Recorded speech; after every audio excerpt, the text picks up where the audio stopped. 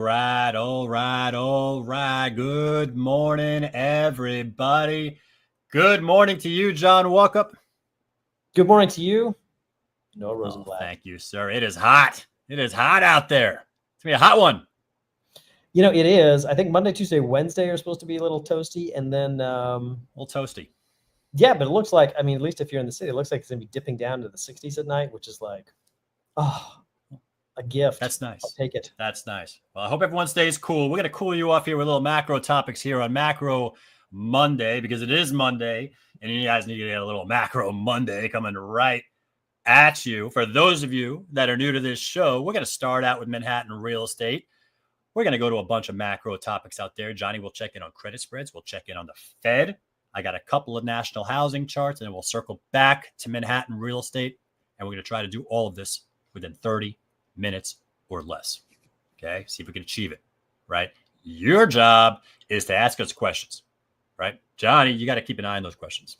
Oh, I say I will. And then sometimes I forget, but I'll do my best to keep an eye on it, especially since it's literally right in front of me. All right. Well, if you click it, you got to read it. I don't see it. So yeah. Read that question. Well, let's get started, guys. Let's get started. I really want to hear what you guys have to say, if anything. So please comment on the conversations we're having. I want to start out here at the market snapshot, guys. I'm on the dashboard of UrbanDigs. I am on the market snapshot right over here. I'm looking at Manhattan, 1 month, 30 days, supply 977. Guys, we're supposed to end this month. What do you got? A couple days left at 1171. So I think it's on a low point right now because you got a couple of these weekends right here that are going to fade out, and then new information is going to come in. So it might bounce back up, but I don't know if we're going to breach 1171 for our average for July, John. No, I would, look, if we look at how many contracts were signed last week, it was 200, and usually it starts slipping down. If we look at, in terms of the weekly new actives, so weekly new actives, let's say on the supply side, we had about 200 come on last year. 211. So it's possible. It's possible to get there, but it's going to be close. Yeah, I don't know. I feel like we're coming in low. So I feel like supply is falling faster than demand. Both supply and demand are falling, guys. You can see it right over here. Contract signed. Let me just put my little thing up so you guys can see what I'm talking about here. Contract signed over the last 30 days. We're at 830, and that's supposed to be at 917. 917. So both deal activity, new listings, and deal activity are coming in low, but supply is coming in lower than deal activity, if that makes sense, John. No, it does. And, if you look at typically what happens at the end of July into August, we start dipping below 200 on a weekly level in terms of contract signed. So you got maybe another at least 150 coming in this week. But again, the question for the charts is how many are going to come in before, Friday, which I don't know how it happened, but actually Friday is August 1st. I mean, I don't know if that's, I know if you planned that or I planned that or someone else planned that, but it's just nuts. Either way, it's going to be close on the contract signs number as well, but I think we'll probably be a little bit shy. Yeah, I kind of agree with you. And I clicked on the chart room over here, which will let the chart room load up. Typically, July and August are our weakest months for deal activity. So if you're waiting for some kind of spark or anything, it's going to have to come for fall and Labor Day. So we got another, 50 days, 60 days left. So we'll just count our days until we get there for the fall season. I want to pivot, John, unless there's any comments, questions, there is a comment. concerns. Someone said I do a great job on the question. So I want to say thank you very much. Thank you, Alessandro. There's one out there that thinks I'm pulling my weight. Thank you very much. We love that. All right, guys, let us pivot to the macro portion of the program. We are going to talk about credit spreads, guys. Credit spreads. This little index right here is our credit spread index. John and yours truly, we built this ourselves for everyone in the world to track this kind of stuff. It is our belief that credit spreads are the canary in the coal mine when it comes to the global economic system, so to speak. Let me just click on this max chart here. I think it's easier to explain. When credit spreads widen, this chart goes up. This index here goes to the right. That's all bad. That means credit stress in the internal global economic system is rising. You don't want that. That means bad stuff is happening. Stocks are going to go falling, and the Fed's going to have to start cutting rates, and This is what happened with the great financial crisis. Okay. You could see it right there. Up is bad. Okay. Down is better and recovering. And here's what happened with the pandemic. Now, let's just go in the last year or so now that we know the logic that this goes up bad. And you look at this chart and you can see it stands out very clearly. This was early April, right? It looked like it peaked out about April 7th, April 8th or so. And since then, it's been coming in. We call that narrowing. Credit spreads have been narrowing. That is a risk on dynamic. And we're looking at this for signs that that's changing, basically, if it's going to go up again. And I don't see it, John. I just don't see it going up here. Well, first of all, someone writes a note that basically says, wow, am I reading that right? Credit spreads went from 2.1 recently to 1.6. Yeah, so let me try to explain what's going on with that, okay, guys? This little indicator right here has 4 stages, 1, 2, 3, 4, okay? And each stage has 6 sub-levels, okay? Maybe then 7. No, it's 6. Okay, so, right? 6 right over there. So we are between 1.6 right over here and 2.1. Just because it's moving back and forth in these 2 stages doesn't mean anything. It means that we're trading right in the middle of these things, and a small move either way could push us to one level or another. All right. What I'm looking for is this to go. Let me get rid of this. I'm looking for this to go 2 notches to stage 2.2 to really show a signal. That's what I look for in this thing. Moves of 2 or more. So now we went down 1 from 2.1 to 1.6. If we go down again, you're going to look at the stock market. You're probably going to be at further record highs. Yeah. The stock market. And so I just want to point. So there's an interesting parallel here. Someone wrote into the comments and basically said there's a lot in the market about confusion. We were hoping to, get our thoughts on that. And I said that's something we're going to talk about later. We talk about a little bit of confusion in the market, but I think we're seeing some of the same fundamentals at work in the credit spreads as we are in the housing market, and there's a difference between these markets. So when you look at, say, the high yield credit spread, they're a little bit more elevated. When you look at the investment grade, the AAA, the really good stuff, those are, I think Noah's got a slide on this. Those are seeing just the tightest spreads in a long time. So you have this tale of 2 markets. You've got the good stuff, the luxury credit spreads, which are just firing on all cylinders. And then you've got the stuff that maybe a little bit more risky. You've got that and then in the Manhattan parallel would be the under 4 million, the sub million, a little bit more financing dependent. That's not doing as well. So investors in the credit spread market are requiring a little bit more capital cushion there, a little bit more percentage rate interest to offset that risk. Yeah, let me just summarize that, guys, in layman's terms, what John just said. This index that we have has 2 categories of risk. It has high yield, which is risky, it's crappy, junk debt, stuff like that, and has investment grade. Now, if you look at the credit spread index as a whole, we look at where we were in 2021 and 2022. Look how low it was, right? We have room to go down. But if you break out investment grade, as John was just pointing out, that's the luxury market in Manhattan parallel. That's this. This is investment grade spreads, and we're like the tightest we've been. Again, coming down is risk on, going up is risk off, and it's going down, and it's the tightest we've been. You can go back to this chart to 2004, 2005. You can go back to 1998. So I don't see any stress anywhere. People are just. It's not euphoria, John. I don't think people are euphoric. No. Or complacent. Well, I think this echoes the thought of confusion, right? Which is that you hear the headlines, you see the news, and you remember it wasn't so long ago that this market was down 20%, and now we're back up and we're at, Friday closed at record high. So you think about what the stock market's doing versus what it was doing, what the headlines are saying. It's not something that you could say, oh yeah, totally. I understand this market intuitively, right? So you think back to and this is a bad example because it didn't end well, but you think back to say 2000 and 1999. It was like the whole internet bubble. People were like, oh yeah, well the internet is definitely going to change things. I can see how this is going to this is a new era of productivity. I could really drive profits. I can see that. And so you got valuations at sky high, but people believed it. There was that underlying narrative of we're going the right way. I don't understand. I don't think anyone has that narrative right now because there's a lot of confusion as to what that narrative is. Are there going to be tariffs? I mean, I think we just negotiated a deal with Europe at 15%. Like, is that good? Is that bad? I mean, what about other countries? There's a lot of outstanding questions, and the market's just like, we're just going to go this way, up and to the right. Well, it's not really matching that cognitive dissonance that a lot of people have.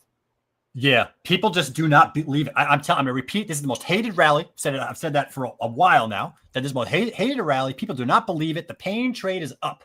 People are shorting it. And you got a really interesting take from Tom Lee over at Fundstrat, head of strategy. Check this out. Those are your words. You continue to say that this is the most hated V-shaped rally. Is it still? Yes. Markets made new highs this week. I don't find a lot of people cheering and happy. Most of our institutional clients are skeptical of this recovery because they feel that there's still looming uncertainties, whether it's the FOMC or the tariff deadline. So, as you know, markets don't peak when investors are skeptical. They peak when there's over exuberant enthusiasm. There's no signs of that today. They're not wrong with wondering about the uncertainty relative to those issues, are they? They're not wrong, but I think it's the amplitude that people got wrong. So in April, people thought if you didn't have a trade deal, we'd have economic Armageddon. But now what they're finding that is if you're wrong, it's just we don't have to fall off a cliff. And so there can be diplomatic solutions or even pushing off deadlines. Okay.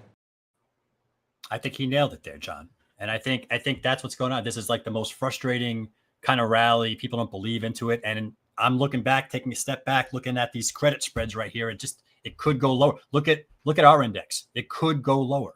It could go down here. So this rally, this head scratcher could continue. Well, yeah, look, if you're looking only at if you're looking at the Manhattan thing, but if you're looking at the luxury listings, if you're looking at the solid credit AAAs, this could be a lot lower. It could be. But when you start factoring in those other things, and that's why we like to look at it, we like to just kind of zoom out, just kind of get a broader picture. It's there. It is trending lower. I mean, my argument for the longest time is that I thought this should be ticking higher. I mean, obviously, that's not happening. For what? Why? Like, what? But like, there's no reason for it. That's the thing.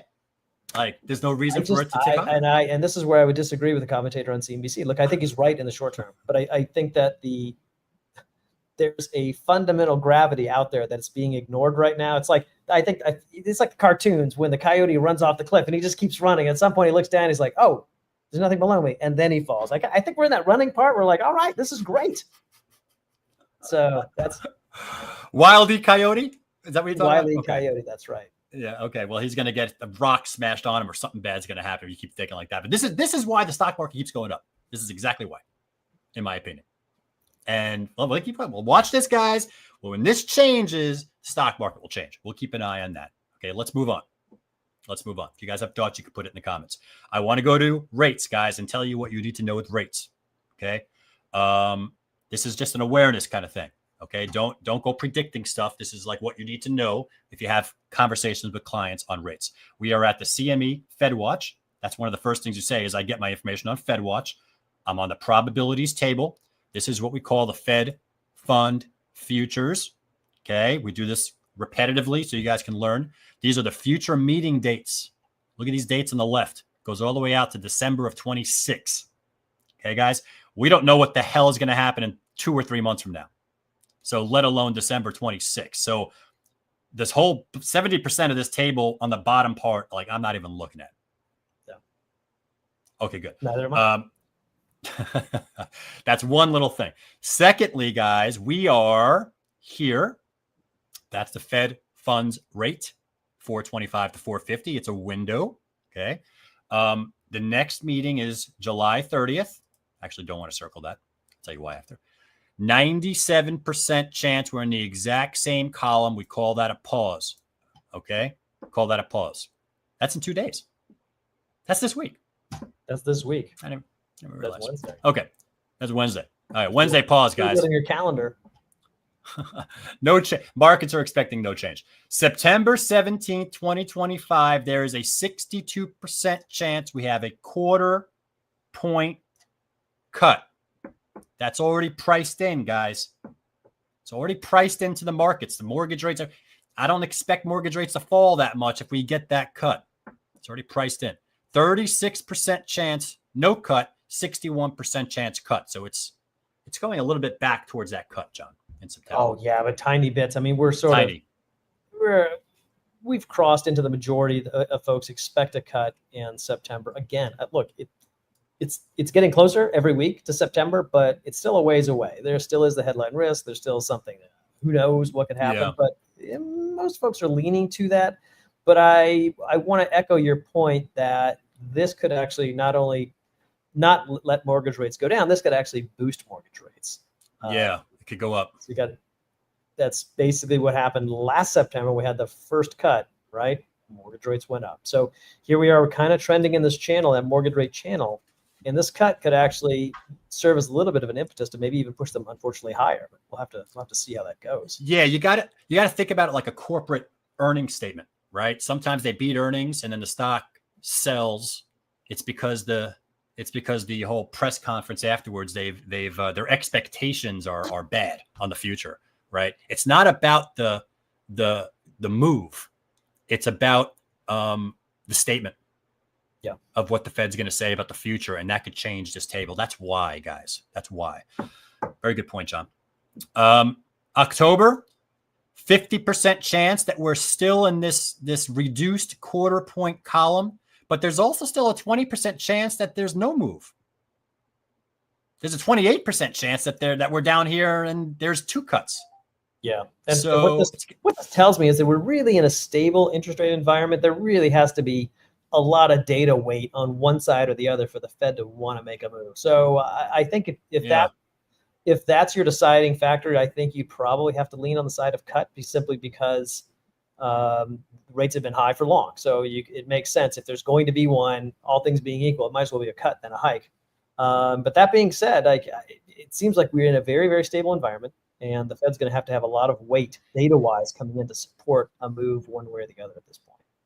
Yeah, I kind of agree with that. December, 42% cut, another cut down there. So you got two cuts. So here's what we need to know, right, guys? The next meeting is on Wednesday. There's no cut expected, no change. We stay there. September and December are our 2 quarter point cut months. Okay. September's got 61, 62%. I'm starting to potentially get on board there. But it's still not a given for sure. December's 42%. Like, generally speaking, I got to get above that 50%. Like, I don't want a coin flip. You know what I'm saying? 50-50, that's too risky to me. It's too many variables out there. And you guys, you shouldn't pin your reputation on something that could change very easily. So don't start predicting stuff. Just say the markets are expecting a cut in September, a cut in December, 62% September, 42% December. May not happen. That's it. Just report on it. And that's it. You stay out of trouble. You look good. Okay. Questions? All good. Watching.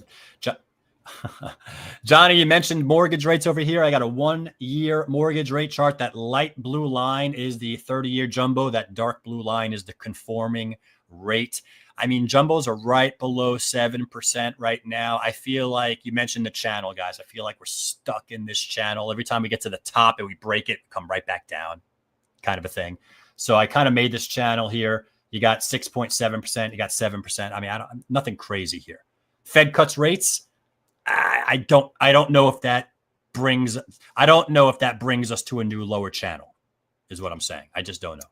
Yeah, I don't either. I mean, you really, what you need is sort of a general trend down in mortgage rates, like almost like what we saw from like January to March, just steady little drips down, and that's kind of pushing the rate. That was as close as we got to we almost got to 6.25% back then, and that was enough to sort of put a little bit of fire under this market. I mean, again, this is the non-luxury, this is the sub 2 million mainly, but once you get over 4 million, everything's cash dependent. That's a totally different beast, but getting that close and just getting that trend in place is really key here. So I don't think the Fed could maybe spark that, but you need several weeks of just slight ticks down, sideways down kind of thing in order to kind of get those engines going again. Yeah. We're going to see what happens, guys. We're going to see what happens. Watch the statement. It's the statements what's going to move these rates, in my opinion. Okay, not the cut. Cut's expected. I'm sorry, not the move. The stick. Sorry. The stick. Stay. The pause is expected. 97% chance. Watch that statement. Okay. So you see mortgage rates. We know credit spreads. We know what's going on with the Fed. I want to go to a couple of national housing charts, guys, just to stick this in there. I like to keep it macro. This is Macro Monday, right? And Redfin came up with this, that the U.S. is adding renter households faster than homeowner households. I'm not quite sure what that means, but I mean, it's just an interesting dynamic how it's the renters. I guess the prices don't make sense, I guess, for the homeowners. They make sense from renting. I don't know what this is measuring. I'm just looking at the percentage line and I'm thinking, I guess maybe it means more people have rented homes versus the prior year. And if it's year over year, I guess it's year over year. So it seems like year over year, more people are renting than buying. And I can understand that, right? So when mortgage, you can see that the pink is the renter households. It's higher than the blue. And you can see when did the blue spike, right? Kind of during the pandemic. Makes sense. A lot of people are trying to buy homes. They want to get out. They want to be by themselves, et cetera, et cetera. The world has changed. Now we're sort of at a point where mortgage rates are elevated, as we just talked about.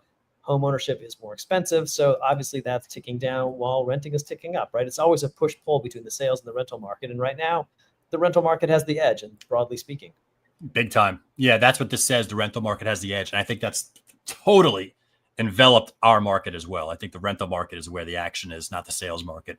And I think that's a similar dynamic going out in national. So that's what this picture is saying. I thought it was interesting. Reventure, okay, top left, Reventure app. Used Zillow data to kind of go over that whole thesis there before, saying maybe homes are too expensive, right? Well, are they? And what they did is they looked at area values, local area house values, and they looked at local incomes, right? Income ratios to dictate whether or not houses are inexpensive or over expensive. That's like kind of my takeaway from this chart. And it's not really a surprise to anyone. I think, again, a similar dynamic to Manhattan right now. When you look at buying something and you think about the costs and then renting it, what's that gap at, right? Still overvalued. So I probably a correction going on in a lot of markets, John. I don't know what that's going to look like in Manhattan. No, it's going to be very, very different for us. Right. Well, so this data is geared toward income levels. And so you can think about affordability as relating to an income level. And when mortgage rates are essentially free, as they were, post-pandemic, when the Fed had cut rates to near zero, that level spiked right up, right? And so now, as rates are coming in, and this, you think about where the rates are now versus affordability levels, it's just a notch higher. So buying a home at a 2% mortgage rate versus buying a home at almost 7% is a completely different financial decision-making process. And I can understand how that works its way up into 16.5% overvalued, because when your mortgage rate's low, you're going to bid higher because, hey, you can afford more. So as those mortgage rates readjust, those prices have yet to come down, hence that 60% overvalued. Again, this is a broad measure, right? Your mileage is most definitely going to vary, but it's just a good way of sort of understanding sort of the macro environment of housing right now in the United States. Yeah, I completely agree. And you know what? You would think that this would lead to some type of big time housing recession. You're only seeing that in some markets. And I was talking to someone, a colleague of mine, a while ago, and we were talking about leading indicators. And this came up how you got to look at the construction industry as a leading indicator, kind of a thing. Look at the construction industry. Look at employment, because I know they're not building a ton of units. It's not the construction's not skyrocketing right now with permits going crazy. There's a reason why we have this supply shortage. But when you look at all employees, when you look at the employees element of residential building construction, he was saying that you got to watch this, because when this rolls over, that's when the housing market on a broad basis is probably going to see its biggest correction. And we're yet to see that right here. So I just thought that was interesting to pass along. Well, the only thing I would point out is that if you look at the previous rallies and you look at, say, like this chart goes back a long way. So if you look at, let's say, 91, 92, remember that must have been the George Bush, the recession era, right? Spend your way out of the recession, go to the mall kind of thing. So that had a couple runs up, a little spike down, and then another run up. But on those runs up, that slope was fairly consistent the way up. This most recent one, right, obviously took a hit in 2020. It's ramped up since then, but then the slope has sort of changed. It's a little bit more sideways now than it was before. So that rate of change is slowing a little bit. it's certainly not rolling over, to your point, but it is slowing a touch. And so I guess, is that cause for concern? I don't know, but it's just something. It's, again, yet another thing to keep an eye on. Yeah, a lot of things going on right now, guys. A lot of things going on, but the general things I think that you guys need to know about from today's session is I'm not seeing any warning signs in credit spreads. So that means risk on right now. When it comes to rates, 2 days from now, pause. Okay, 62% chance that first cut's going to come in September. Mortgage rates are still stuck in this channel. We're up a little bit, I guess, from last week. I feel like the US dollar's decline. Johnny, nice Forbes article, by the way. If you haven't checked out John's Forbes article about the US dollar and potential value plays for anyone outside foreign money coming to work. Take a look at the blue line, guys. That's the US dollar. The year-to-date total return for the US dollar. That red line is the US dollar in 1973, I guess, as an example. But we're down about 10.5%. So, I mean, you look at the stock market, you look at other things going up, right? And you ask yourself, well, is it those things are going up, or is it my dollars are going down, right? Because they're kind of correlated. I don't know. But when the US dollar goes down, a lot of risk assets go up. So. Right, because they all suddenly become cheaper, which I think was the whole impetus for the article in Forbes. And the idea is that when you look at price per square foot, it's essentially moving sideways. It's actually ticking up in a few places. But at the same time, if you're mainly a European investor, if you're in pounds or euros or whatever it might be, you're actually seeing a little price cut action, like 10 to 15%, just simply because of the currency play alone. So you add that onto a negotiation, it might be an interesting time for you to enter the market if you're interested in, perhaps owning a pied-à-terre, maybe a condo to rent out, what have you. So might be a good time to reach out to your international fan base. And if you have one, know that Manhattan's a little bit on sale here, and Brooklyn too. I don't want to forget Brooklyn. Yeah, some are getting 10, 13% discounts just on the currency play. So it's an interesting play that's going on right now. You guys should be aware of it. This US dollar. Now, if the US dollar were to go up, okay, stocks are going to go down. Most likely. Crypto's going to go down. Gold's going to go down. All that stuff is going to probably go down. So keep an eye on this. This is probably one of the reasons why things are pumping a little bit right now. Okay. Yeah. So we have a comment that says, we're talking about the rent versus buy. It says more rental homes because so many investors bought single family homes during COVID. And then on rates, that whoever wants Powell's job will vote for lower rates, although it won't be a majority. So yeah, I tend to agree on both of those points. Yeah, we'll keep an eye on that as things play out. All right, guys, we're getting towards the end. Over here. Thank you so much for staying so far. I don't want to keep you past 11:30. I have a couple of minutes here. Circling back here, guys, I just want to do one quick plug. Tomorrow, we're going to talk about some basic stuff over here, basic charts, sharing data, stuff like that. If you've never used the UrbanDigs chart room, we're going to talk about that kind of thing. Charts 101. But I want to end right now on the Friday conclusions that we had, which is basically, guys, it is a tale of two markets. John, you use that concept, luxury, lower end today a lot. Even a 4 million, no, it's not really lower end, but we'll just call it the lower end for now. You got the over 4 million in that, I don't even know what, papaya? Let's go with papaya. I like that. That's a fun word, papaya. All right. You got the over 4 million in the papaya color, and you got the under 4 million in the blue. Okay, bear with me, guys. We're looking at contract activity, okay, versus its average, his seasonal average. So, like, think about it this way. The luxury sector is supposed to print 500 contracts this month. It did 600. So it's above the average, right? That's what this is looking at. If you look at the left vertical axis, that's got percentages, okay? Percentages. So it's telling you whether or not these sectors are overperforming its average or underperforming its average. And you could see the orange papaya, whatever that is, right? Overperforming by about 37, 38%. And then the blue under 4 million is underperforming by, like, I don't know, what is that, 13, 14%? I don't know. But there you go. Yeah, but then you look. So I started this chart in January of 2022, and this is basically looking at monthly, the difference on each month basis. And you can see that really, as much as I'm loath to admit it, it really is a mortgage rate play. And when mortgage rates started rising in mid-2022, that blue line basically fell below its seasonal average and has essentially stayed there. It came up for air a couple points, but I mean, like a beluga whale, it is surfaced and just swimming around looking for food and not really finding it. Yeah, it's a really good visualization, guys, of how our sectors are performing. But you guys know as much as I do, every sector does its own thing. Every property type is doing its own thing. Every building trades like its own little market. Every price tier is doing its own thing for sure, as you can see by this chart. So you got to know your sectors, know your stuff, know your information, and just get it local, guys. Get it really, really local for your clients to understand what's going on. Yeah, I just want to point out that I only had the time to prepare the Manhattan chart for today, but the Brooklyn chart is very, very much similar. If we'd like to break that up between above and below 2 million, and it's the same sort of thing, right? The over 2 million market in Brooklyn, the non-financing dependent market, doing pretty good. Under 2 million, run silent, run deep. Kind of thing. All right. Thank you, John Walkup, for everything you do. Thank you guys so much. I really appreciate you guys joining us. All those comments. Hopefully more comments will come in. We got to get everyone engaged, guys. If you can give us clues on how to engage.